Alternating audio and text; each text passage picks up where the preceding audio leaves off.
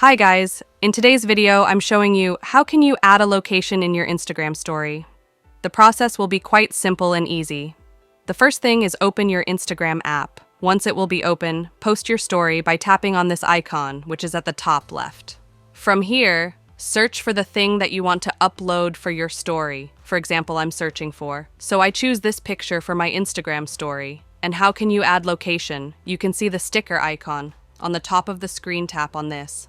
Here you will see different kind of option like location and mention.